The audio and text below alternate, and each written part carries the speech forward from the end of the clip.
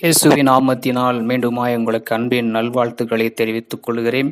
இந்த நாளுக்குரிய வேத வாக்கியமான வார்த்தை உபகமம் 10 அதிகாரம் 15வது வசனம். உபகமம் 10 அதிகாரம் 15வது வசனம். ஆனாலும் கர்த்தர் உன் பிதாக்கள் மேல் அன்பு கூறும் பொருட்டு அவர்களிடத்தில் பிரியம் வைத்து அவர்களுக்கு பின் அவர்களுடைய சந்நிதியாகிய உங்களை இந்நாளில் இருக்கிறபடியே சகல சாதிகளுக்கும் தமக்கென்று தெரிந்து கொண்டார். சகல சாதிகளுக்குள்ளும் தமக்கென்று தெரிந்து கொண்டார் என்ற வசனம் சொல்லப்படுகிறது.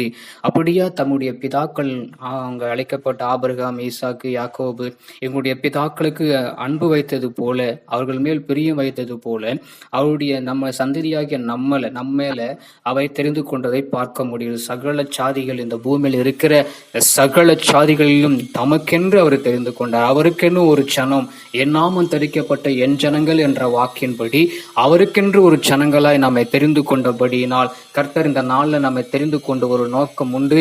நம்மளை ஆசீர்வதிக்கவே, இந்த உலகத்திலிருந்து வேர்பிரித்து ஒரு அற்புதம் செய்யவே நம்ம மூலமாய் அவர் தெரிந்து கொண்டதை பார்க்க முடிகிறது. எத்தனையோ உலகத்துல எத்தனையோ ஜனங்கள் இருக்கிறையில நம்மளும் அவர் தெரிந்து கொண்டது ஒரு நோக்கம் என்னன்னா, நாம் ஆசீர்வாதமாய் வாழ்வதற்காக. இந்த வார்த்தை வசனங்கள் உங்க வாழ்க்கையில நிறைவேறட்டும். ஆமென்.